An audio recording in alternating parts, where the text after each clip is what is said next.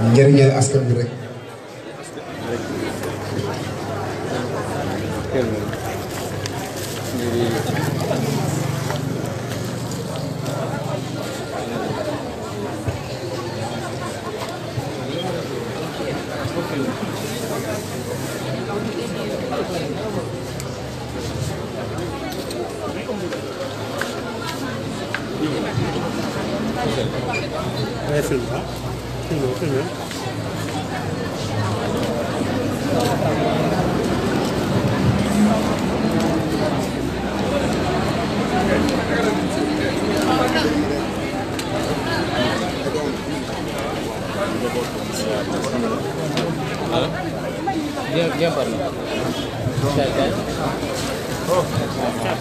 waaw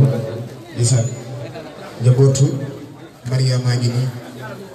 lii la bàyyi ginnaaw xale yaa ngi nii Pastef duñ leen fàtte dinañ leen taxaw suñuy doom ngeen yéen doomi waa Pastef ngeen dañ leen taxaw macha allah yàlla na yàlla doon taxaw macha allah yàlla leen yàlla taxaw yàlla leen yàlla def mag ñu baax mag islam yàlla def mag ñu baax.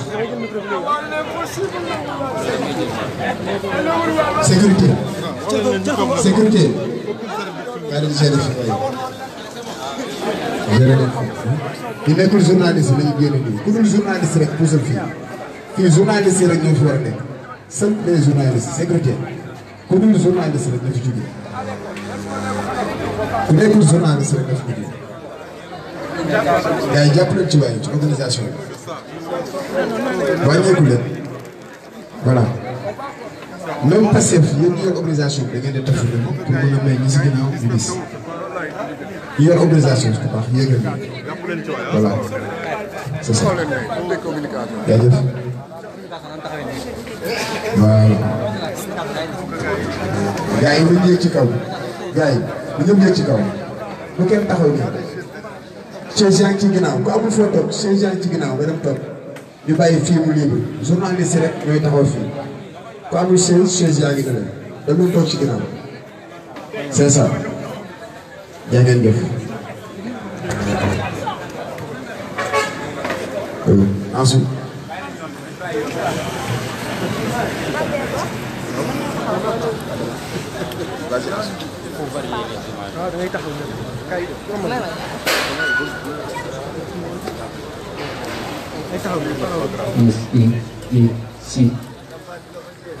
Yes, Alors. Donc bonsoir, chers patriotes. Bonsoir, chers Sénégalais, compatriotes. Chers invités ici présents. Nous remercions l'ensemble de ces patriotes qui ont effectué le déplacement jusqu'ici pour venir répondre à l'appel des patriotes du département de Pikine, mais aussi d'Ousmane Sonko, puisque cette journée elle est spéciale parce que c'est la journée donc de commémoration des membres du parti, un responsable, des femmes, en l'occurrence notre sœur Maria Massagnan. Aujourd'hui, nous célébrons ou nous commémorons, nous rendons hommage à tous ces patriotes disparus, à tous ces patriotes qui ont fait le chemin jusqu'ici avec nous et qui ne sont plus de ce monde. Et le symbole ici qui a été choisi, c'est Maria Massagnan, que nous considérons comme étant un martyr du parti Pastef. Donc la coordination départementale avec à sa tête Cheikh Ayou Bey, avec tous les membres donc de l'association du Pastef, de Pastef Pikine, l'ensemble des mouvements, des sections, des cellules de quartier, souhaite la bienvenue à tout le monde et entend aujourd'hui faire de cette journée une journée spéciale parce que tout simplement nous voulons montrer à la face du monde et à tous les Sénégalais que nous sommes des patriotes engagés, mais que nous comptons continuer, poursuivre le travail que nous avons entamé c'est-à-dire installer donc le parti dans tout le département,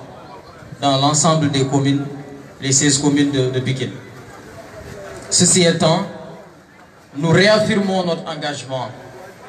aux côtés donc d'Ousmane Sonko et de tous ces gens-là qui ont osé dire non à un système politique qui était peu productif ou pas productif du tout. Et donc, ces individus-là qui ont osé à un moment donné dire non, se poser des questions et dire qu'ils vont prendre leur avenir en main et que le changement c'est eux-mêmes, le changement ils ne doivent pas l'attendre. Donc ceci est un message fort que nous lançons à tous ceux qui sont là et au président Ousmane Sonko, que les patriotes de Pikine vous souhaitent la bienvenue et réaffirment encore une fois leur engagement. Donc je vais rapidement présenter donc le programme de la journée. Après donc un récital de programme, un récital de Coran qu'on avait effectué le matin à Keur Massar, nous allons donc procéder à une cérémonie d'inauguration de notre permanence départementale avec comme programme un mot de bienvenue donc du coordonnateur de Pastef Pikine Est, des allocutions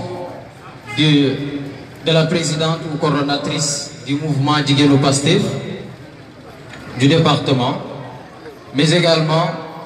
un mot de la famille de notre défunte Maria Massagna. Nous aurons également des témoignages de Keur Massar à travers donc une à deux femmes sœurs de Maria Massagna.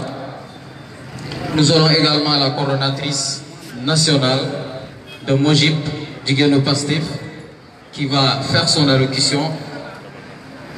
Ensuite, nous aurons donc l'allocution de Cheikh Aliou Bey, le coordonnateur départemental de Pastef Pikine. Et enfin, nous aurons donc le mot du président Ousmane Sonko.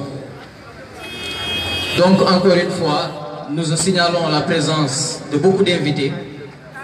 des invités spéciaux. Il s'agit donc du coordonnateur départemental donc, de Pastef Bignona, qui est ici présent, Yacoba Diémé, que je demande d'applaudir très très fort. Nous signalons également toute la délégation qui est avec lui. Mesdames et messieurs, rappelons également qu'il y a une délégation qui est venue de loin, de Kaffrine, qui représente ici Pastef Kaffrine. Nous avons également des membres donc, de Pastef Parcelles Assainies qui sont là. Nous avons également comme invité Pastef Guédiawaye, qui est bien représenté à travers donc, les femmes de Jigéenu Pastef Guédiawaye, que je demande d'applaudir très très fort. Nous avons également la présence d'autres invités. Pastef Kaolack, nous en avons repéré ici. Je demande de vous applaudir très fort. Nous avons également des amis de Bambey, venus de Diourbel, à travers donc Yassine Diaye. Nous saluons tous les gens venus de Bol. Nous présentons également des membres donc de Jigéenu Pastef qui sont venus dans toutes les communes de Pikine et qui sont aujourd'hui présents ici. Donc sans plus tarder, je vais rappeler donc le contexte dans lequel nous sommes. Nous sommes dans un contexte de commémoration de notre sœur disparue, Maria Massagna. Alors ce contexte, il faut le rappeler parce que le 6 octobre, un an exactement jour pour jour, à pareille heure, nous venons de terminer un meeting. Ce meeting-là, c'était le premier grand meeting que Ousmane Sonko et Pastef avaient organisé pour la première fois au niveau national. Et ceci est consécutif à la cérémonie de présentation et de déclaration de candidature, mais aussi de présentation donc, du livre Solutions, livre vision d'Ousmane Sonko. Donc ça devait donc marquer le départ, le début d'un long chemin politique qui allait nous conduire vers la candidature et donc la participation aux élections présidentielles, à l'élection présidentielle de 2019. Donc, Pour ceux qui connaissent Keur Massar, avec son lot d'insécurité, tout le monde le sait, la plus peuplée des communes et la plus en insécurité, avec un nombre de crimes qui atteint des records chaque année. C'était un haut lieu risqué d'organiser un meeting pas comme les autres, le meeting donc d'un leader qui faisait la risée de tous les Sénégalais et tous les autres candidats potentiels à l'élection présidentielle. Un leader qui a été radical à la politique sénégalaise menée depuis 2012. Un leader qui a osé dire non au vieux schéma et a affirmé sa vision à travers un livre qu'il a présenté de façon objective et s'est laissé donc à la critique objective de tous les journalistes et de beaucoup de connaisseurs. Donc, il fallait comprendre donc le contexte là, que nous étions dans un contexte très risqué, mais que nous devrions montrer à tout le monde que nous étions engagés et prêts à mener la bataille. Donc c'est dans ces conditions-là que nous avons terminé le meeting, avec, Dieu merci, pas d'incident du tout, et on avait terminé très tôt, le soleil était toujours là. Pensant avoir terminé donc dans la sérénité et dans la sécurité totale, la plus absolue. Et donc nous étions très surpris à 21h après avoir terminé quasiment de ranger les bagages, d'apprendre qu'un drame inattendu s'est produit à côté, à presque 200 mètres, 300 mètres de lieu de meeting. C'était chez Maria Massagna qui avait terminé. Pour rappel, c'est elle qui avait mis à la disposition les fauteuils sur lesquels les invités s'étaient mis, y compris le président, Ousmane Sonko. Donc c'est en ramenant donc ces fauteuils-là que le drame s'est produit chez elle. Donc l'irréparable, j'allais dire. Ceci est un crime inqualifiable, injustifié et qui a affecté l'ensemble des patriotes du Sénégal, mais surtout les patriotes de Keur Massar particulièrement et de Pikine. Ça a été un coup de massue terrible qui n'a laissé personne indifférent. Mais jusqu'ici, nous attendons la suite judiciaire et cet épilogue-là, en tout cas ce crime, n'a jamais jusque-là été étayé en fond. Donc voilà donc le contexte dans lequel nous étions. Et jusqu'ici, ce qui nous a conduit aujourd'hui à organiser cet événement, pour encore rappeler à l'appareil judiciaire qu'il y a un dossier, pas comme les autres, un dossier politique parce que c'est un responsable politique d'un parti ferme d'opposition radicale au régime. Donc c'est un crime qui aujourd'hui a des implications ou alors des connotations politiques. Voilà donc pour rappel ce qui s'est passé. Donc sans plus tarder, je m'en vais procéder donc à la distribution de prise de parole. Nous allons donc accueillir ici, mesdames et messieurs, l'homme de Pikine Est, le président ou le coordonnateur de la section communale de Pikine Est. Il s'agit donc de Ibrahima Mbeng.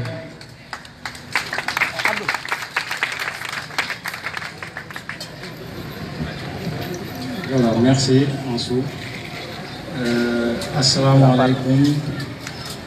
chers patriotes. Assalamu alaikum, mesdames et messieurs. Assalamu alaikum les invités. Assalamu alaikum toutes les délégations qui sont venues de toutes les régions du Sénégal. Je veux nommer la délégation de Boss, la délégation de Kaffrine, la délégation de Guinguinéo, la délégation de Kaolack, la délégation de Bignona et toutes les autres délégations qui sont venues de la région de Dakar et ceux qui sont venus individuellement. Nous disons bienvenue au département de Pikine, bienvenue à Pikine Est. Bienvenue à Mojib, mouvement Jigéen Pastef, représenté ici par Madame Maïmouna Dièye. Bienvenue aux patriotes invités d'honneur de la diaspora, représenté par M. Ibrahim Thiam, et toute la délégation qui nous vient du Saloum, qui représente l'invité d'honneur, M. Yagagnan. Bienvenue également à la délégation qui accompagne notre président et leader, M. Ousmane Sonko. Donc, ce qui nous réunit aujourd'hui est très très fort. Nous célébrons ou commémorons le décès de notre sœur patriote, Feu Mariama Sagna, tombée dans le sentier, le combat qui mène et mènera, Inch'Allah, le Sénégal à la vraie alternative. Et ce, avec notre président Ousmane Sonko et toute l'équipe qui est là. Et nous disons chapeau au département de Pikine, dirigé par M. Cheikh Aliou Bey et tous les membres du département qui n'ont ménagé aucun effort pour la réussite de cet événement. Également les patriotes de la diaspora qui se sont engagés corps et âme pour que nous réussissions en tout cas cette journée de commémoration de Feu Mariama Sagna. Kon ñi ngi sant ñëpp di leen gërëm di wax ne gan yi dal leen jàmm ñi jógee ci région yi ñi jógee fii ci région de Dakar ak ñi nga xam ne ñëw nañu individuellement. Donc di saluer venue ak présence Mojib national, le mouvement Jigéenu Pastef représenté ici par Maïmouna Dièye. Di saluer délégation bi nga xam ne moo accompagné suñu président Ousmane Sonko di wax ne moom mooy le leader du changement, leader bi nga xam ne moom moo war a yóbbu Sénégal ci maanaam Sénégal nekk Sénégal émergent, ñëpp gis seen bopp ci Sénégal. Kon kàddu yi du mën a gudd. Ñu ngi yem foofu ndax mënuñu woon maanaam wax ci français rek te waxuñu ci wolof ñuy jéggalu di féliciter waa PNS yi nga xam ne vraiment taxaw nañu ak waa département de Pikine dirigé par le coordonnateur Cheikh Aliou Bey pour la réussite de cet événement. Je vous remercie.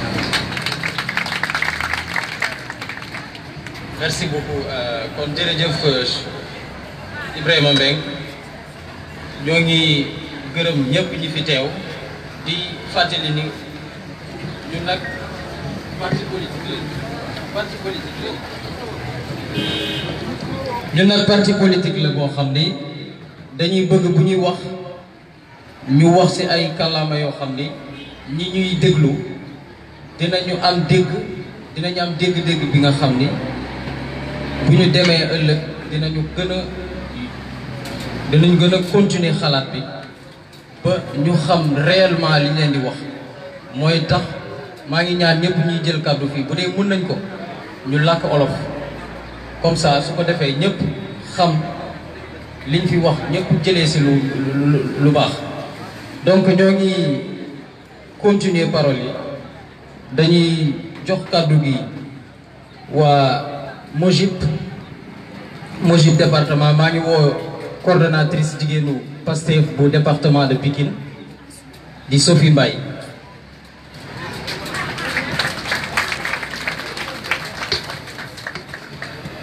Asalaamaaleykum mbooloo mi tey du waxu bis bu gudd parce que nu mu demee la ñaanoon leen yàlla tasante fi ci beneen anam mais lii la yàlla dogal mooy nuyu ñëpp bàyyiwuma kenn ku lim tuum di nuyu sunu président Ousmane Sonko bu ma ko nuyoo nuyu naa ñëpp nuyu tamit Mojib national Maïmouna Dièye su ma ko nuyoo nuyu naa ñëpp nuyu tamit Mojib bi fi ñëw yëpp Mojib Dakar Mojib Guédiawaye Mojib Kolda Mojib Bignona macha allah nuyu tamit borom kër Mariama Sagna yàlla na ko yàlla yërëm te yéexee ñu ma doon wax rek ne ñi ñaanal ko tey ñaan la soxla tey du bisu discours bànneex ñaan la soxla moo tax benn sama message yu gudd j'ai le cœur trop lourd ñaanal ko rek laa ñu fi am ma koy sant di leen gërëm jërë ngeen jëf merci. Merci beaucoup ñoo ngi woo kenn ci représentant famille Mariama Sagna ñu ngi woo kenn ci représentant famille Mariama Sagna mu ñëw sànni ci ay quelques kàddu bu dee am na fi kuy mën a wax ci turu famille bi.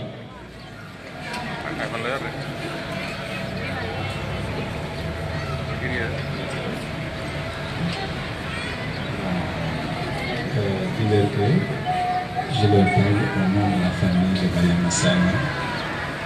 et au nom de toute la nee na mu ngi wax ci turu famille Mariama Sagna di wax ci turu village Kagnobo bi nga xam ni Mariama Sagna fa la bàyyee ko. Dire que le village et la famille de Mariama Sagna a été très surpris d'apprendre que le PASTEF va organiser le stade de Coran au nom de Mariama Sagna. famille bi ak village bi yëpp kontaan nañu waaye bett na leen trop xalaatuñu ko woon xaaruñu ko woon moo tax ñu kontaan lool si journée bi ñu ko organisé. moo tax nous disons que nous remercions le bon Dieu qui a fait que PASTEF n'a pas oublié Mariama Sagna. ñoo ngi remercier tamit Mojib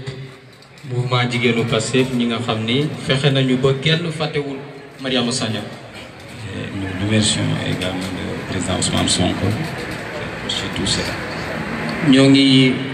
rafetlu taxawaayu Ousmane Sonko di ko remercier. Le village est dans une situation un peu qui a fait que les gens ne sont pas venus en masse.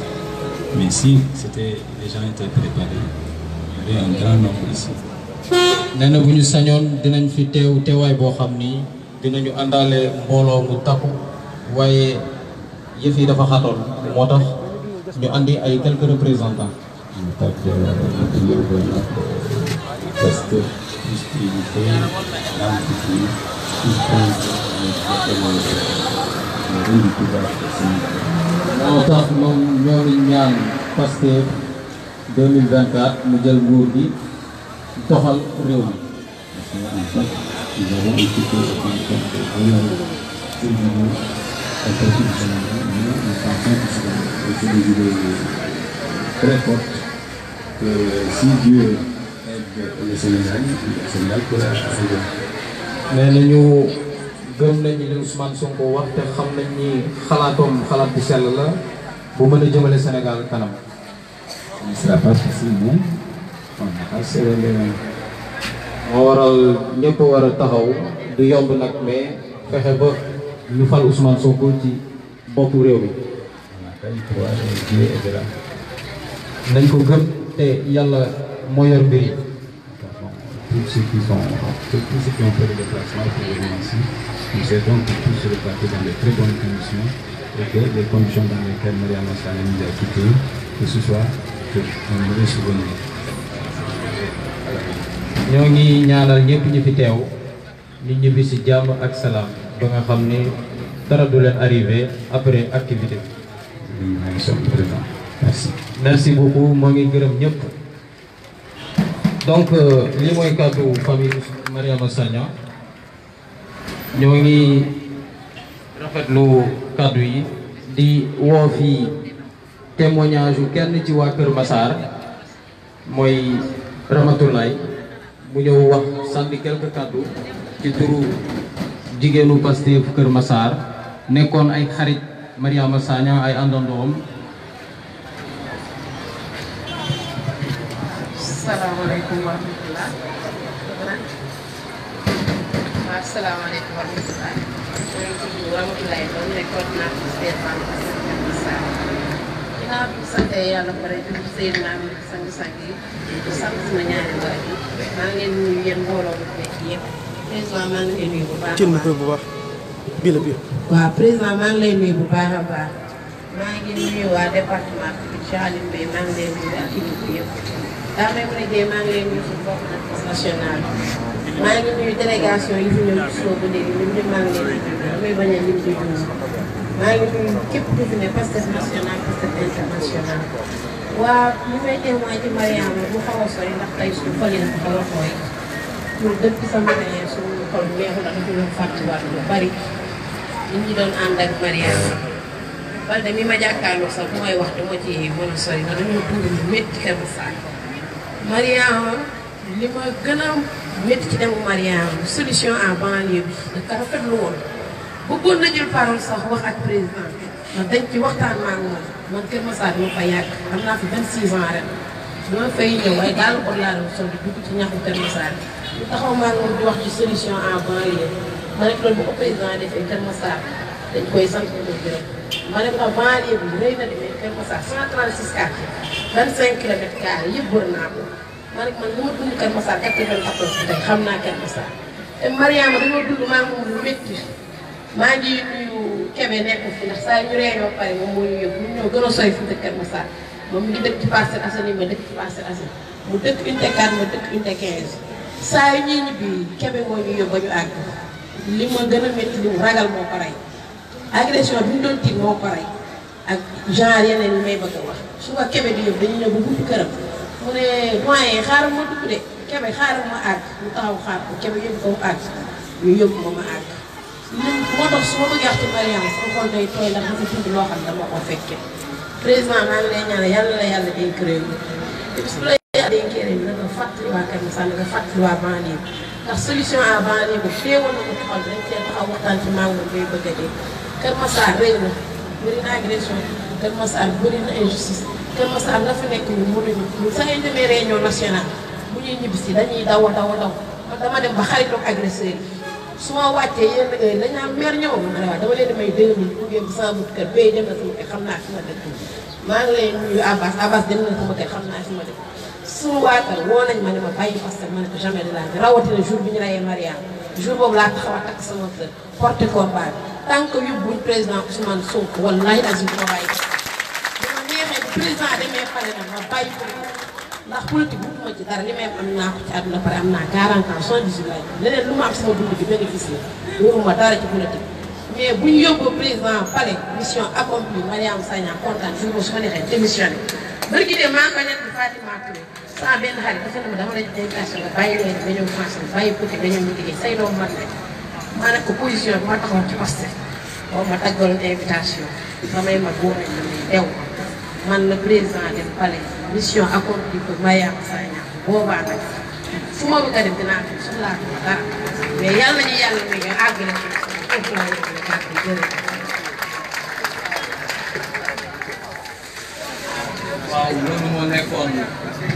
témoignage yu Ramatoulaye àndandoo Mariama Sagna bokk parti politique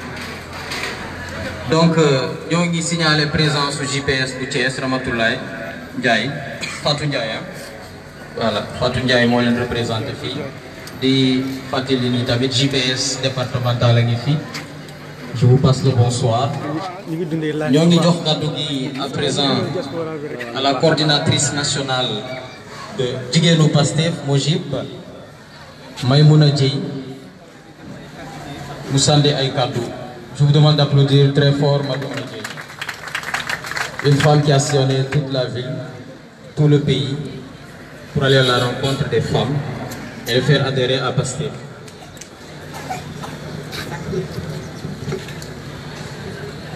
Auzu billahi mina shaytaani rajiim bismillahi rahmaani rahiim.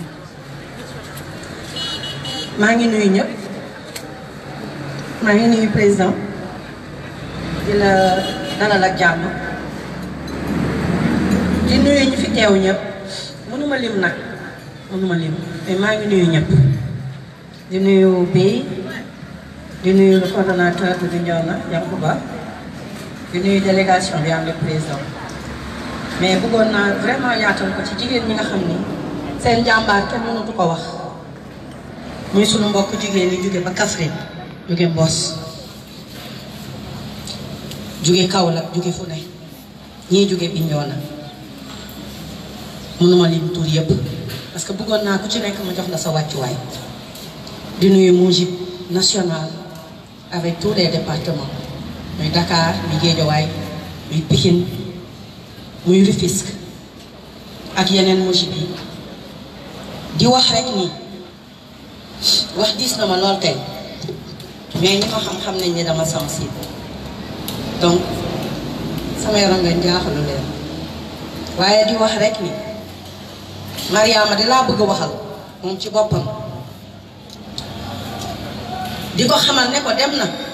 waaye elle restera dans nos cœurs. Elle est partie en martyr waaye incha allahu rabbi néewuñu dinañ ko fajal de wala néewuñu dinañ ko faj waaye dinañu góorgóorlu. li ma bëgg a wax mooy Mariama Sagna mi dem dina doon suñu source de motivation.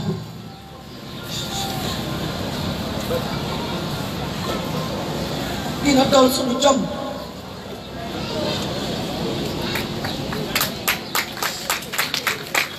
dina doon li ñu mottali ko te waat nañ ko ci yàlla Ousmane Sonko dinañ ko dugal pale. xamuñu kan lay doon nag parce que yàlla rek a xam yàlla rek a xam waaye incha allah président on sera à tes côtés ak lu mën di xew on sera à tes côtés dinañ la taxaw te dinañu def ba nga xam ni Sénégal incha allahu rabbi le présentateur l'a dit tantôt réew mi lépp di fi y a tout dans ce pays mais dañoo yaradal ay njiit dañoo yaradal ay leader yoo xam ne war nañu jël Sénégal taxawu Sénégalais yi pour Sénégal jëm ci kanam moo tax sunu benn bii duñ ko fooy sunu benn bii wallaahi duñ ko seetaan lu mu métti jaral nañu ko et même Mariama sera notre lumière son sourire un jour éclairera les ténèbres du Sénégal. lëndëm ci Sénégal nekk ndóol ci Sénégal nekk yàlla na sourire Mariama Sagna doon leer gi nga xamante ni moo ñuy may ñu mën koo jëme ci kanam jërë ngeen jëf.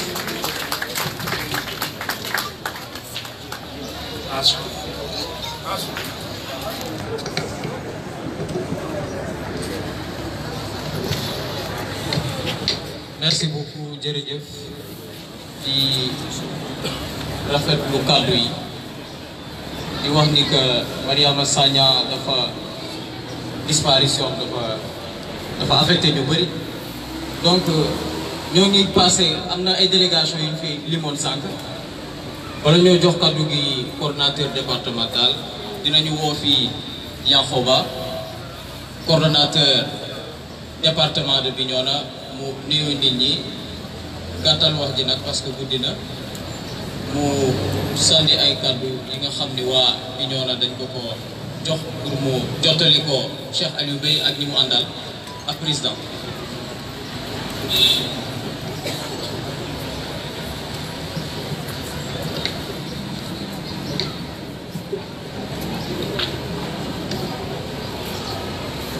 asalaamaaleykum mbooloo mi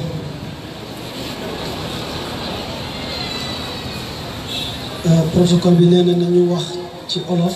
te jéem ko gàttal contexte bi sax imposé na loolu ndax boo demee ci ab dëkk bëgg nuyu ñëpp te mënoo nuyu ñëpp mag ñi dañ daan wax ne fexeel nuyu kilifawu dëkk bi ma jaaree nuyu ñi fi nekk ñëpp ci turu président Ousmane Sonko na kenn ku nekk jàpp ne nuyu naa ko ci turam ak sant ma fi teewee Bignona ñoo ngi fi woon ci suba si depuis ce matin fële à Kër Massar anam li ma fa jotoon a wax tuuti ma fàttali ko te di ko gàttal li waral invitation Bignona tey dëgg la mbir mu Pastef la li soxla woon ku la invité parce que ku fi ñëw ku ne tànk bu ne ba nga fi def ñaan yoo mënta def soxna si jëm am nga si sa wàll waaye ni parti bi doxee Cheikh Aliou Bey dafa xool kilifa parti yi xool xam ne lu diis Pastef ci élection yi weesu ñépp la laal waaye yàlla moo dogal ni Bignona lu mu ci jot ci impact direct dafa xaw a sàkkal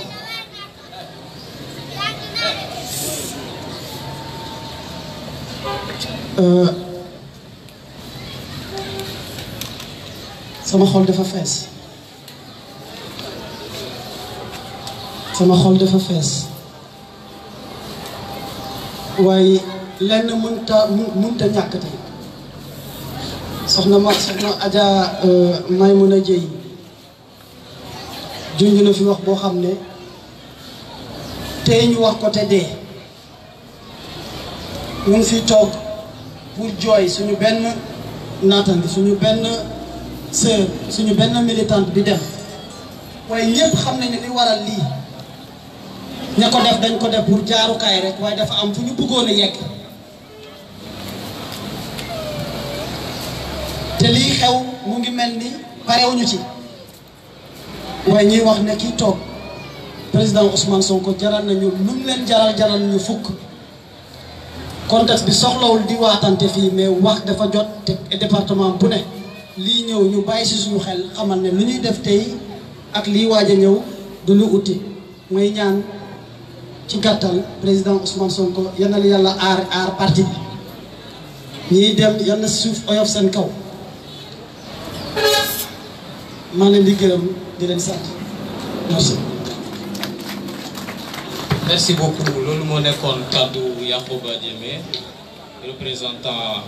coordination départementale bu Bignona di woo fii ki nga xam ni moom mooy wax turu waa Saloum ñu jóge Kaffrine Kaolack ak li ko wër di Asmalik may woo Asmalik mu ñëw sandi ay kàddu ci turu waa Saloum ñëpp ñi nga xam ni déplacé nañu bu baax en masse feesal ay ñetti kaar ñëw teewee fi activité bi.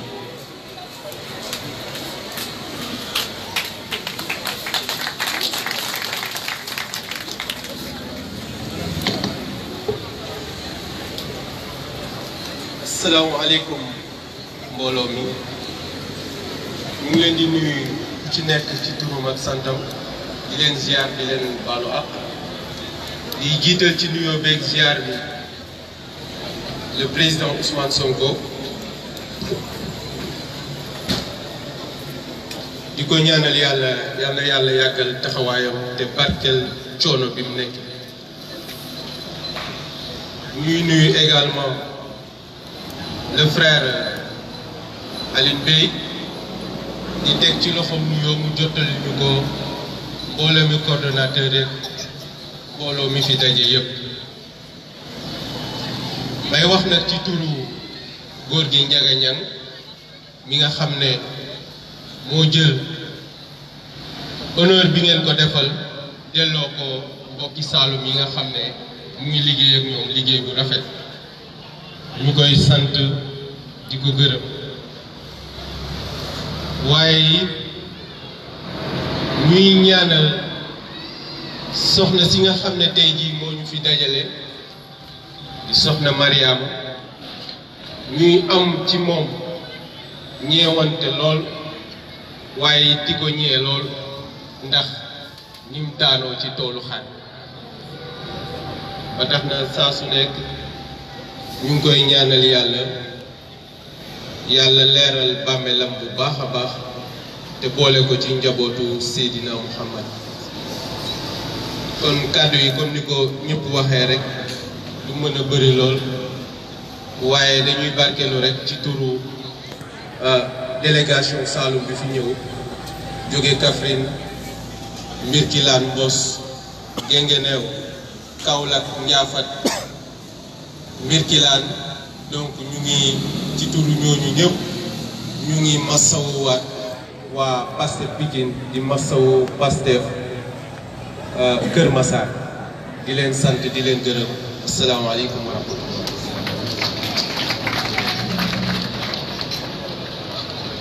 jërëjëf Asmalik kàddu yi rafet nañu di jégalu ci ñi nga xam ni jëluñu kàddu fii ñuy rappeler ni guddi na lool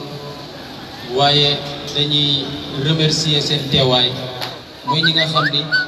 ñoo tax ba parti bi toll fi mu toll nii mooy la jeunesse JPS représentée par Fatou Ndiaye que je demande d'applaudir très fort. Fatou Ndiaye, pouvez me rejoindre? On va immortaliser cet instant. même si on n'a pas prévu de vous mettre la parole. maa ngi demandé ñu tàccu ndaw ñi parce que bëgg nañu jël kàddu waaye dañ leen ne yëf yi dafa xat donc nuyul nit ñi rek remercier sa xarit yi nuyu président. asalaamaaleykum ñu ngi leen di nuyu yéen ñëpp ñu fi teew di jégalu nag ci yéex a bis bii tey suñu grande sœur Mariama Sagna ñu koy jaale sa famille di ko jaale le président di ko jaale Pastef Kër Massar di ko jaale Pastef Pikine di ko jaale parti bi yëpp di jégalu nag wax ji lu gudd di delloo kàddu gi ñu ngi leen di jaajëf. Merci beaucoup di jégalu bu baax a baax donc c'était pas on aurait aimé que les choses démarrent vite et terminent très tôt mais dañ ko def juste pour bañ a frustrer kenn xam ni que voilà donc il y a aussi doyen qui demande à faire un petit mot donc 1 minute mu nuyoo nit ñi. mbokkaay yi tey bés bu mag la xam nga lu tax ma ne leen bés bu mag la dañu ñàkk suñ benn jigéen bu xarañ jigéen bu baax muy kan la muy Mariama Sagna ne day takk sérum bi bu dëgër jëlee fii ñi fi nekk ndax Sénégal depuis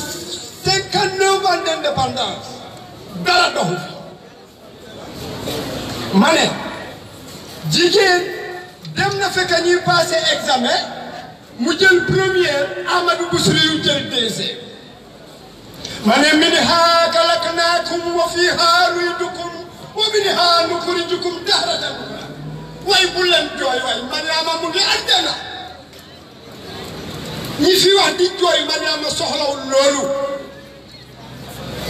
am ngeen li ma wax mooy yàlla nee na suuf laa leen tabaxee foofu ngeen di delluwaat ma dekkil leen en une fraction de seconde mooy sama mbokk bi jógee bi ñoo na maa ngi lay jaale di daal sama bopp ñun ñëpp ñoo bokk Sénégal yëpp ñëpp jooy nañu Mariama way Mariama way yàlla nañ ko yóbbu aljana maa ngi leen di wax benn secret benn kilifa bu mag a mag moo ma ko mu ne ñaan léeg-léeg dañ koy siifu ci yàlla yàlla nangu ko way suñu jigéen yi suñu yaay yi way bootu leen ñu Ousmane Sonko mi toog ku jara bootu la billahi benn kilifa daf ma ne billahi ku ngañ Ousmane Sonko soo buggee sa soxla faju billahi du faju Ousmane Sonko paa bi nee ne koo xam ne soxlaam du faju du ñu jëflante way suñu soxla faju na Ousmane Sonko qul yaa naaru kuuni bardan wa salaamun ala Ibrahima Ousmane enfin awma diplôme université populaire vous savez le diplôme de la cité universitaire mais man am naa diplôme université populaire loolu laa lay dénkaane maa ngi lay mentionné mention perspicace demal woon ko ci dictionnaire yi waaye gars yi xanaa neexu la voilà am ñambaas rek laa doon dem ndax ñambaas rek c'est jërëjëf baax na si des fois il faut briser le protocole on est désolé sincèrement mais ce sont des paroles de sages donc je signale aussi la présence de Pastef Bakel ils ont fait le déplacement ils sont au nombre de 3 ñoom ñett ñoo fi ñëw waaw ñu ngi koy say signalé fii ñoom Gadjili Camara ak Siaka voilà donc di jox kàddu gi Cheikh Aliou Bey du coordonnateur départemental de Pastef Pikine que je demande d'applaudir très très fort mooy l'homme qui s'est battu pour installer partout à Pikine ce qui n'était pas évident partout à Pikine Pastef Cheikh Aliou Bey vous avez la parole. asalaamaaleykum wa rahmatullah ñu ngi nuyu mbokk yi fi teew yëpp di sant ci gërëm di jiital ci nuyu bi président Ousmane Sonko ak couple bi bu mu àndal comité de pilotage bi di ci teg famille Mariama Sonko ci turu jëkkëram Lamine Sonko ak xale yi ak njaboot gi yëpp nga xam ne teew nañ fi donc ñu ngi am mbégte ak xol bu diis ak journée bu mel nii ñu war fi toog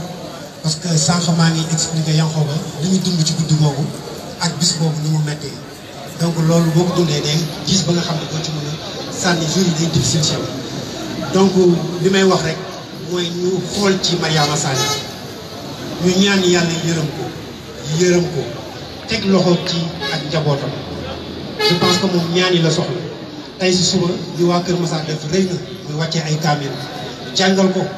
wax ci lu mu bëri ak lu ñu fi mënti def ay symbole lay doon mais ñaan la soxla fi mu nekk nañ ko ñaanal. beneen bi ñu war a jàngee ci moom mooy Mariama Sagna diir mu nekk biir Pikine musul toog ci njataay boo xamee ne bi nii dafa am xàjjalikoo wala werante wala xëccoo bi mu fi nekkee ñun ñëpp benn lañu donc ci loolu lay dox donc ñu profité aussi jàng ci parce que dañ ne àddina dundug la yàggul mais li tax yàggul mooy compte à rebours weer bu dem na dootul dellu si bis bu dem na dootul dellu si seconde bu dem na dootul dellu si donc tànk boo jëm yaa ngi ko jëme ci sa bàmmeel moom egg na te xam nañ ni mu eggee kon ñun ñi ci des ngir yàlla nañu ubbi suñuy dënn li ñu ñaanoon yàlla li ñu yonent yi ñaanoon yàlla ci njiit ne yàlla ubbi suñuy dënn ñu xajal ci ñëpp ñu nekk benn parce que bu ñu nekkul benn président Sonko di ko mën a yóbbu fenn dañuy xëccoo suñu biir rek te duñu dem fenn kon nañu nekk benn ngir yàlla ñi yàlla def ñu jiitu li ci des topp ci donc loolu mooy li nga xam ne jàngal naa ko ci anam bi nga xam ne seet nañ ko ak Mariama Sagna kon samay kaddu gërëm lay gën a doon mooy gërëm famille bi parce que collaboration bi entre ñun ak Lamine dañuy wax famille bi que ne arrêté wul benn instant lépp lu mu am ci kër gi ñu koy yëgal ñun waa parti bi mi ngi koy yëgal ñun aussi ñu ngi koy delloo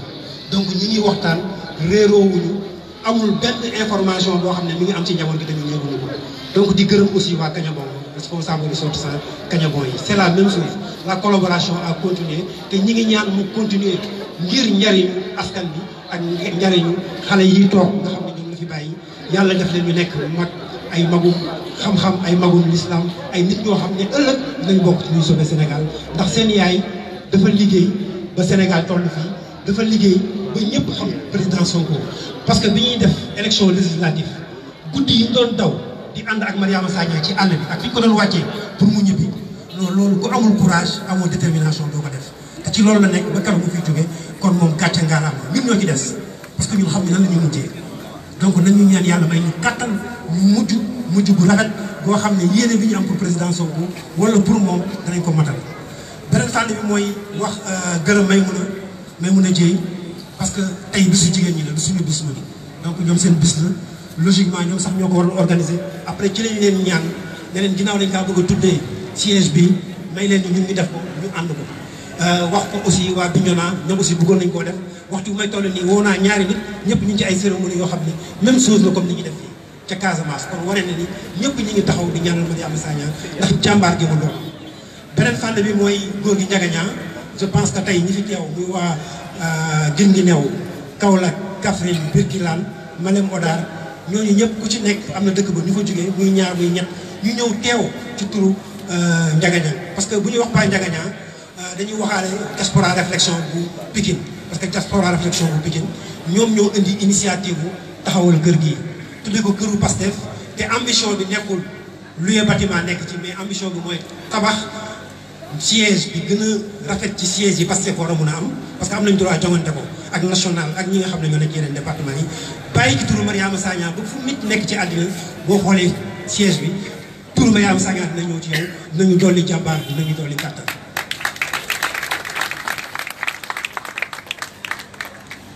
ñeneen ñi mooy soxna Aïcha Touré bi nekk Pastef États-Unis moom aussi depuis décès bi am je pense que Lamine xam na lu ñu seex ak Aïcha Touré depuis décès bi am lépp lu mu am ci ay moyens lu Pastef États-Unis am ñu koy indi kon ñooñu dañ leen war a gërëm parce que xam naa ni fi ñu nekk sori na peut-être que teewoon fi moo leen gënal mais xëy na li ñuy dégg ci médias yi ak yooyu na leen may kàttan ñu continuer xam ne Mariama Sagna ñun ñëpp ko bokk te ay jigéen lañ nekkuñu Sénégal ñi ngi bitim réew mais mi ngi def ñi ngi xar seen tànk Touré keneen ki nekk waa Bignona ak waa Kagnabon amuñu seen fay franchement parce que aussi il aurait dû nous dire cette journée là c'est à nous de le faire parce que foofu la gënoon tàngee foofu la bàmmeel ba nekk fa lañ ko denc mais dañ leen ñaan ne la may leen ñu ba déwén suñu waree déplacé wu ñu déplacé wu mais au moins pour cette année ñu may waa Pikine ñu dund seen deuil ñu def seen deuil pour mun a ñaanal Mariama mun a def yàlla yërëm ko te xaare ko àjjana. keneen ci muy Alioune Gueye bu États-Unis ñëpp xam nañ diggante Alioune Gueye ak président Ousmane Sonko ñëpp xam nañ diggante Alioune Gueye ak xeex bu mu def pour au moins Pastef resté bokk na ci première personne yi nga xam ne ñoo ubbi lecce pour jàppale parti bi ñu génnee Ousmane Sonko ci place bi mu nekkoon ndax Sénégal kon kooku yaakaar naa amuñu fayam te loxoom moo dugg ci mbir mi ba mbir mi toll fii mu egg. ñeneen ñi mooy beaucoup plus Mouhamed Bilal Diatta xaw ma ndax mi ngi fi wala déet est-ce que Mouhamed mi ngi fi Mouhamed Bilal Diatta bi groupe réflexion taxawee ñu ne siège dañ koy tuddee Mariama Sagna ñu ne nan la ñuy def pour assurer financement bi mu laaj ñu lan moo am ñu ne ko waa diaspora dañuy joxe 100 000 francs pour kii bi mu ne comme que 250 000 la man damay joxe 150 000 yu par weer. Mouhamed Bilal xale bu ndaw GPS la boobu GPS kër ko sax chaque mois balaa weer bee dee indi na 150 000 kon kooku kenn mënu ko fay ma laaj ko Mouhamed li ngay def nii lu ko la ko jox mu ne ma sama baay daf ma waxoon bis boo toppee Ousmane Sonko ba mu dugg palais yow jàppal ni am nga sama ngërëm loolu moo tax du ma teggi sama loxo te teewu te su ma liggéey woon ak kon patriote am na dëgg ay patriote am na donc suñu sensu engagement comme li may wax lu ñu ci desee ñun mooy gërëm mouvement yi JPS mouvement des femmes mouvement des enseignants Demba Diomaye Faye participer na participation bu am doole bàyyi fi ay kàddoom donc loolu wane na ni mouvement yi ñu ngi ci biir liggéey bi coordination yi Dakar Tëngéej Guédiawaye bi ñu gën a jege ak coordination si fi teew yëpp docteur Ismaïla mi ngi ne toog nekkoon fii di liggéey ñun ak ginnaaw raay te yàlla jox ko gën ginnaaw donc coordonnateur yi fi teew yëpp coordonnateur communal yi je pense que programme bi dafay ñu joxe budget 900 000 pour l'organisation ñu ne ñoom mën nañ ko def donc ils ont pris l'engagement de le faire et ça a été pas difficile du tout parce que ñëpp a répondre donc franchement je vous rends un vibrant remerciement de la part du parti beneen bi nag mooy li ñu desee ci tënk mooy victoire je pense que fi ñu jaar tey Mariama Sagna rek laa wax xam naa président dina ñëw ci leneen bi mais ñi sacrifié wu ci parti bi ak fi ñu jaar amatuñu droit benn solution rek la ñu am mooy gagner amatuñu benn solution donc lépp lu ñu am moo xam suñu doole la moo xam suñu wér-gu-yaram la moo xam suñu santé moo xam suñu alal suñ ko bëggee def pour xale yi toog nii ëllëg ñu xam ne seen yaay jàmbaar la woon dafa liggéey ba changer Sénégal nañ teg Ousmane Sonko ci palais bi ak lu ñu jaral ak lu waay am na ko ci def pour xale ñii suñu màggee xam ne seen yaay jàmbaar la woon te li mu doon liggéey seeyul naaxul saay mbirum jàmbaar la kon Mariama Sagna yàlla na ko yàlla yël li ci des mooy xeex wàcc terrain bi occuper espace yi waxtaan fépp fu waay mën a dem fépp fu waay mën a wax na fa dugg parce que projet bi du projet Ousmane Sonko comme ni ñu koy waxee da cee dugg rek nekk ci benn élément mais ku ci nekk sa bopp yow Ousmane Sonko kenn ku ci nekk si ñun Mariama Sagna nga te lii tax ñu jël ndam yaa koy liggéey ñu ngi sant ñëpp di gërëm ñëpp wasalaam. jërëjëf Cheikh Aliou Bey tàccu leen ko bu baax a baax si kàddu yu rafet yi mu yëkkati di ñaax ñëpp ñu dugg si kër yi ci quartier yi wax ak nit ñi wëyal parti kaddu Pastef ak Ousmane Sonko gis-gisam fexe ba sénégalais yi jot si ñu xamal sénégalais yi ni politique kaddu rek mën na tax nit ñi votel la parce que kaddu bu am ànd ak dëgg danañ ko mën a ràññee ci lu bare bare donc di remercier ñëpp ñi si jël kaddu fii di leen annoncé ni que lii Cheikh Aliou Bey wax moom la ñuy dëggal tey mooy dañuy inaugurer donc sunu permanence département bi di bàyyi la largesse au président Ousmane Sonko à la fin de son discours mu defal ñu inauguration bi voilà donc ñiy jox kàddu donc le président du parti di Ousmane Sonko mooy leader bi ñëpp naw ndax taxawaayu ci réew mi mais manière bu muy defee itam politique bu sell bu ànd ak dëgg bu ànd ak dëgg surtout mais politique boo xam ni dafay woote ku sell woote xeex corruption woote bonne gouvernance woote xeex mal gouvernance donc ñoo ngi jox kàddu Ousmane Sonko mu wax ak askan bi donc tàccu leen bu baax a baax Ousmane Sonko ñu def inauguration bi ba pare mu doog a jël yëkkati ay kàddu.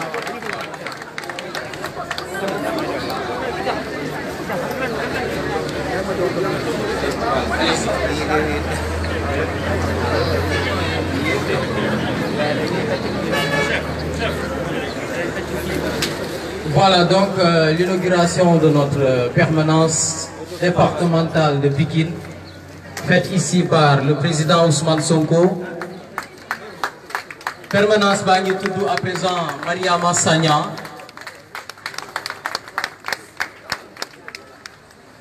Responsable donc de Pastef Kermassar, responsable des femmes. Décédé des suites de notre premier meeting à Dakar, à Kermassar. Donc nous avons cadre du président Ousmane Sonko. Nous avons aussi tous les patriotes, nous avons aussi tous les membres Pastef. Nous avons Pastef. te nga jàpp ni yow Pastef nga bokk Ousmane Sonko tey dina wax sa tur.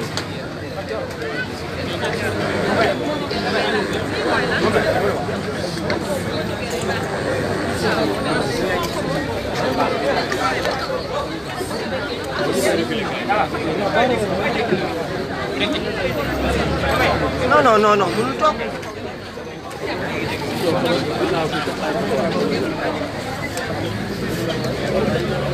mbokk yi asalaamaaleykum ñu ngi leen di yéen waa Pikine comme yéen a ñu dalal tey département bi yëpp waaye ñu ngi nuyu it di jógee ci yeneen quartier fii ci Ndakaaru muy département Dakar wala Guédiawaye wala Rufisque di beral nuyoo ñi nga xam ne bàyyeeku nañ fu sori muy Kaffrine Kaolack Bignona Bakel yéen ñëpp di leen nuyu di leen jaajëfal di gërëm ñi fi teew ñëpp rawatina nag mag ñi xam ne bàyyi nañ seen yitte ñëw fekk jotaay bi jëmmal ko. biir Pastef nag bàyyiwuma benn démembrement muy jeunes yi muy jigéen ñi muy cadres yi enseignants yi waaye muy organisation horizontale bi muy lépp loo xam ne structure de base la. mbokk yi Pastef est devenu un très grand parti ñu koy sante yàlla nag ndax lu ñu liggéey ci diir bu gàtt la te liggéey ñu ko ci naxaate liggéey ñu ko ci digal lu dëgg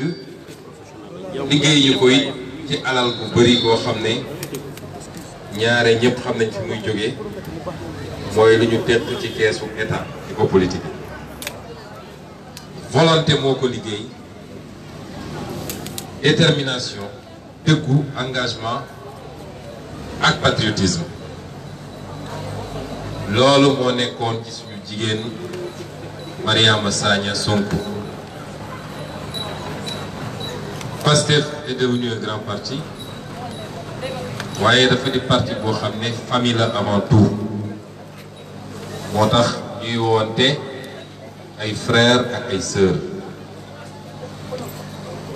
famille nag léeg-léeg lu neex am ci léeg-léeg lu naqari am ci. nëgë nii ci démb ña nga woon mbaaw ñaari ndaw ci biir parti bi yàlla doon daganal sëy seen diggante muy événement bu neex ci parti bi ñuy ñaan yàlla mu di barkeel ko noonee la ñu amee tey kenn ci ñun muy Abdou Karim Gueye gën ko xamee ci Karim Xurum Xaax yàlla teg ko natt gu métti ba mu nga tëdd hôpital médecin am na loxo ci moom chirurgie am na ci loxo ci moom ci ñaari yoon waaye mbir mi demewul niñ ko bëggee woon xam nañ ni kenn ku ne ci yéen yaa ngi koy ñaanal waaye nañu yokk ñaan yi ful ko waaye au-delà ñaan yi gis nañu taxawaay bi ci ñëpp am ba bi ñu nee war nañoo dajale xaalis pour évacuation ci lu néew ñaari fan daanaka contribution yi ñu xam rek en ligne weesu na 5 millions loolu day wone esprit famille bi fi am suñu jigéen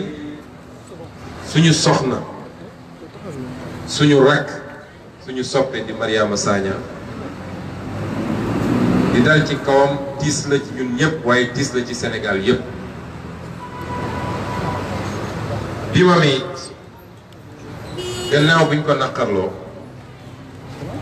am na taxawaay boo xam ne képp kuy patriote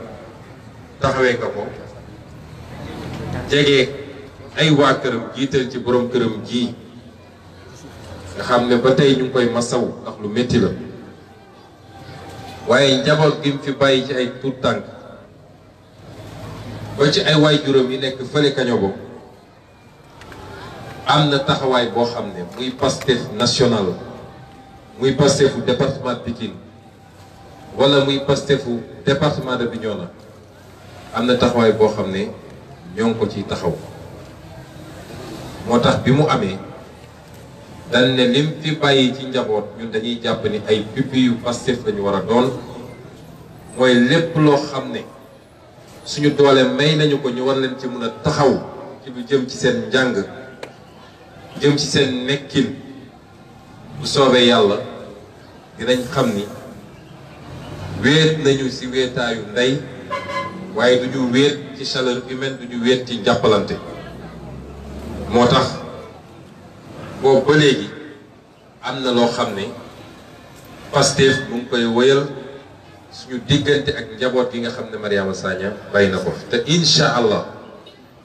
ñaan nañu yàlla ba keroog ñuy mënal seen bopp dinañu sentir présence su Pastef bis bu ne weer wu ne at wu ne ba nga xam ne néew ma de mun nañu compenser la chaleur maternelle waaye dina am loo xam ne dinañ ko ci def ba peut-être yenn coono yi bañ leen fekk dañ leen ci fekk kon ñoo ngi ñaanal Mariama am nañu nag njort bu rafet wala am naa sañ-sañu sax wax ni am nañu yaqin ñun ni fii ñoo fiy toog di am naqar waaye moom fi mu tëdd ma ngay reetaan ndax xaddis daf ñoo jàngal yonte alayhi salaam daf ñoo jàngal ci xaddis bu wér ne am na yenn anam yoo xam ne bu ci nit ñàkkee bakkanam àjjana directement lay jël jarul sax wéree ñu koy sang ak di ko defal yenn formalité yi bokk na ci nag ku doon défendre bakkanam ak di défendre alalam contre agresseur ba ñu rey ko ci kooku àjjana direct lañ ko di moo tax réconfort boobu war nañ koo am ndax nit rek la nit bu ñeme dee amul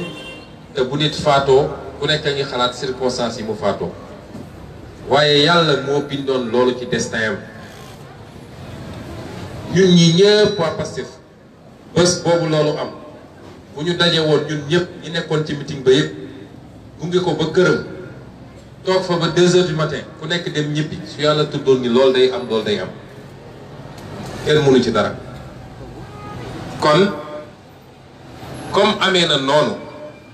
dañu jàpp ñun ni Mariama Sagna daf ñoo jiitu ci këram ci aljana wala barsax bee mu tëdd yaatal nañ ko bàmmeelam ubbil ko palanteeram mu jàkkaarloo ak këru aljanam te kenn ku ne ci ñun nag loolu moo la taxa góorgóorlu ci àdduna di essayer jaamu yàlla xanaa kay yokk ñaani rek ñaanal ko borom këram ñaanal ko it njabootam yàlla def barke bu bari ci ñoom yàlla def sacrifice boobu nga xam ne moom def na ko barke gi feeñ ci njabootam ba kawe njortu ñun ñi ñëpp waaye lu ñu yem ci foofu parce que nu ñu dogu ci borom bi teewul it dafa am un volet temporel ak un volet spirituel ci mbir mu ne volet temporel bi nag mooy lii am justice su Sénégal daf ko war a leeral neewoon nañu am nañu ñu jàpp waaye boobu ba léegi déggatuñ ci dara kon ñun suñu exigence ca booba mooy doon suñu exigence ca tey mooy il faut que justice Sénégal leeral mbir mi ñu def procès àtte nit ñi ñu wax ñan ñooy coupable waaye ñu wax ñan ñooy commanditaires yi ñan ñoo leen yónni woon parce que bi mbir mi amee ni ministre de l'intérieur gaawantoo bu nga dàq le mobile politique yóbbu ko ci li ñuy wax crime crapuleux te loolu du cëram ci loo xam ne enquête commencé gul tey na suñu xel ñun ñëpp ba tax ñu ngi koy wax ministère de la justice wax ko procureur de la République wax ko toute la justice sénégalaise Pastef les patriotes waaye l'ensemble des Sénégalais réclament que la lumière soit faite ñu xam kan moo def waaye ñu xam kan moo ko yebaloon pour mu def te loolu duñ ci mës a tegg suñu tànk parce qu'on le doit à Mariama Sagna et on le doit à sa famille. Pastef nag parti bu mag la dama gëm ni amul parti bu ëpp doole parti Pastef tey ci Sénégal ndax dafa di parti boo xam ne soxlawul jox kenn fukki dërëm pour mu adhérer wala pour mu ñëw ci rassemblement ku dugg ci Pastef rek conviction moo la ci dugal te fu ñu wootee nit ñi déplacé wu par centaine par milliers ñooy fay seen billet ñooy dagg seen car keroog bi may dajale le mouvement des jeunes waa Saraya waa Bakel waa Kanel ay jeunes ñoo dagg seen passe ñëw ba Dakar pour fekke si mu daje boobu parti nag bu amee loolu na gëm ni amul ku ko fi ëpp doole ndax léeg-léeg nit dajale ay nit waaye poosam du ko fekkee te ñi muy dajale foofu amul kenn ko ci gëm looloo tax nag tamit on a payé un lourd tribut depuis quelque temps bu ñu fàtte ni en dehors de Mariama Sagna ñàkk nañ fi ay nit yoo xam ne ci liggéeyu parti bi lañ leen ñàkkee yéen ñëpp yéen a ngi fàttaliku Arouna Diédhiou bu Dombondir nga xam ne ci biir campagne bi seen kaara defoon accident après meeting boobu ñu defoon Bignona ñu bëri gaañu ci gaañu yu métti waaye yàlla nattu moomu mujj cee ñàkk bakkanam liñ ci tegee juróom benn weer la soxnaam am doom bu góor ñu tuddee ko Ousmane Sonko bu ñu fàttee Maïmouna Diémé nga xam ne keroog bésu élection bi ñu commencé annoncé résultats yi ñu ne ñun gagné nañu Oussouye ci la kontaan bégte boo xam ne bi muy jubilé la def crise cardiaque mbir mi yem foofu barki démb ñàkk nañu fële ci Podor kenn ci ñun koo xam ne ci jàmbaaru parti bi la woon doon mag militaire à la retraite waaye li ñu am Podor bu leen fàtte ni Podor ak li ñu doon wax ni zone yooyu kenn mënu faa am dara ñun am nañu fa 15% ci sport muy doyen Seydel Ndiaye kon ñooñu ñëpp dañ leen boole ci bés bi ak ñeneen ñoo xam ne ñàkk nañ leen ci ñaari at ñetti at ñeenti at yi ñu weesu ñoom ñëpp dañ leen fasaale ci bés bi ñaan yàlla mu oyofal suuf seen kaw ñaan yàlla mu jéggal leen te yërëm leen te xaare leen àjjana. Pastef parti bu mag la moo tax ñu doon parti bi nga xam ne moo gën a subir ay attaques fii ci Sénégal waxatuma attaque verbale yi nga xam ne mënoo xëy benn jour ci télé yi ci rajo yi te toogewuñu Pastef toogewuñu Ousmane Sonko xam naa ni bu doon làmmeñ rek day reye heure bi matt la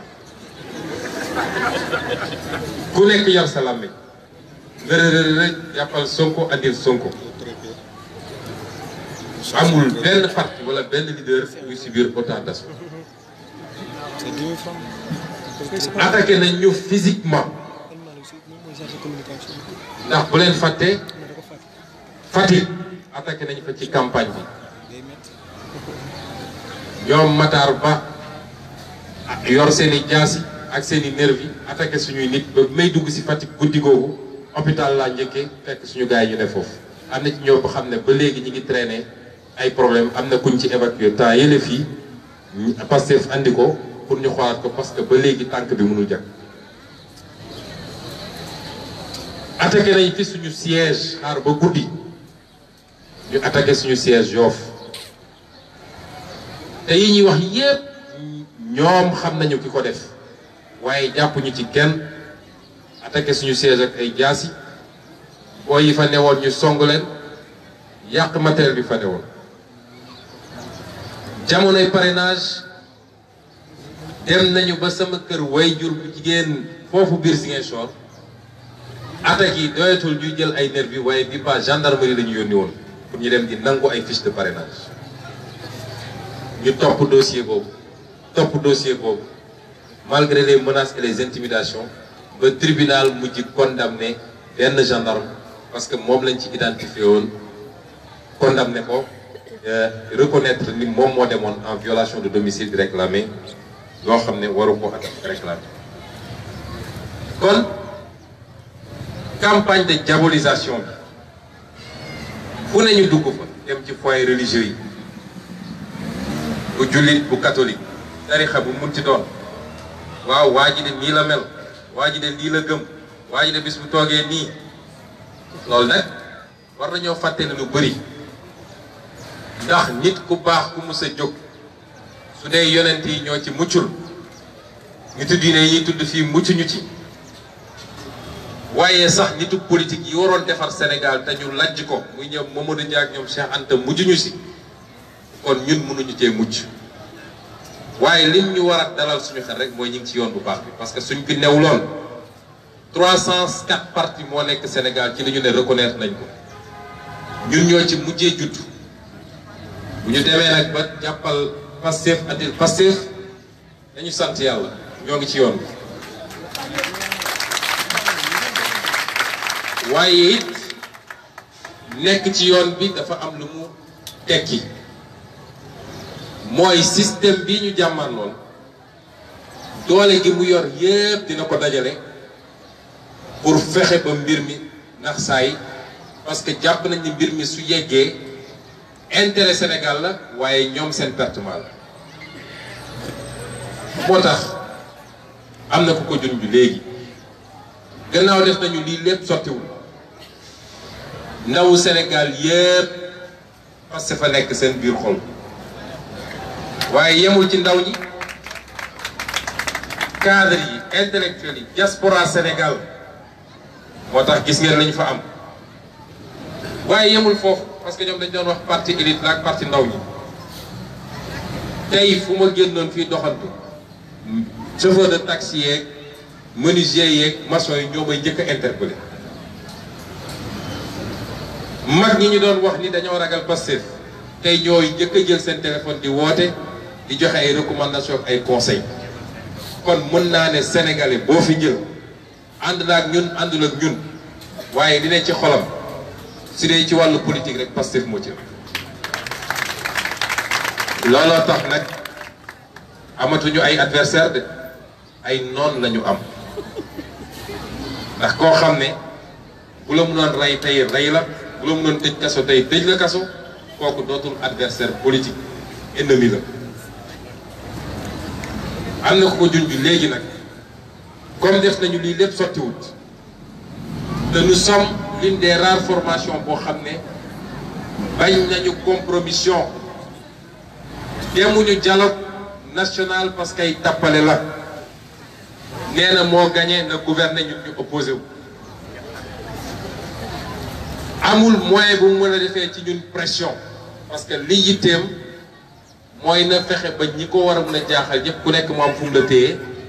ba léegi forcé di nga ñëw toog wax ak moom moo tax nag complot ba day continuer te am na beneen niveau boo xam ne ma ngay door nag ajjuma bii ci assemblée nationale dina commencer assemblée dem tribunal delluwaat assemblée ñëwaat tribunal parce que seen bébét yépp mooy lu ñuy def ba am lu ñu tiiñal Ousmane Sonko yàq casier ba pare ne mënatul dem élection foofu lañ ci toll te kenn rek nag mooy responsable waaye comme ñëwewul Ousmane Sonko moom day làqatu ci gannaaw ay député xam ngeen ki may wax. ba tax nag na ñëpp waajal xam ni xeex bi tey lay commencé parce que lii ñu gis nag muy dem te du taxaw ci kàttanu yàlla ndax ku am jàngat rek xam ni meilleur résultat bu nit def ci élection bi ñu génn mooy ñun ndax ku dem sa première élection ànduloo coalition bu tax ñu wax yoroo ay milliards ñëw am score bii nga am ñoom ñëpp xam nañ ni meilleur résultat mooy booba te xam nañ ni 16% boobu dans 4 ans encore su eggul 60% dina dépasse 50%. ñu ne kon nañu gaaw far ko balaa muy egg foofu loolu nag bu soobee yàlla dina ci am développement yu ñëw bugguma ñu def tey meeting politique comme dañoo daje ci circonstances particulières waaye rêve boobu nga xam ne moom la ñu amoon ñëpp ñun ñëpp rêve boobu nga xam ne moo doon dundal combat wu May Réama Sagna doon dundal combat Arouna Diédhiou doon dundal combat Maïmouna Diémé doyen Seydou Ndiaye ak keneen ak keneen war nañu am fulla bu doy ñun ba duñu nangu ñetti nit ak ñeenti nit dem tëju def seen complot ne rêve boobu dañ ko fiy yemale. lu mu leen jaral rek dañu jaral lu ko ëpp parce qu'on le doit à ceux qui sont sacrifiés mais on le doit à ceux qui se sacrifient tous les jours jël seen alal bàyyi seen temps léegi bi soxna si di wax sama yaram dafa daw. moo tax surtout la jeunesse sénégalaise màggat yi fi ne depuis Mathusalem te bëgg a compromettre seen avenir lu mu leen jaral benn rek danañ ko jaral yéen 100 000 muy fii muy département bu ne muy région bu ne tey la combat bi doog a door et incha allah nous irons jusqu'au bout asalaamualeykum wa rahmatullah.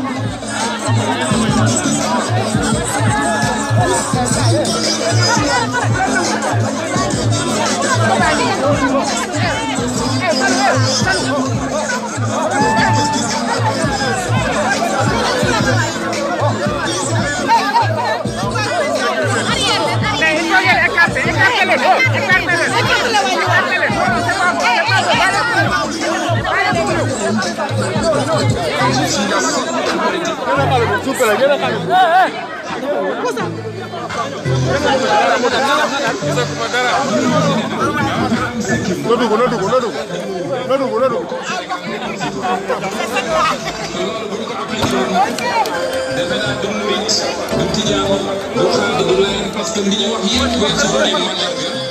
nekk jullit mandarga islam. bu leen ko nangu parce que loolu mooy enjeu bi.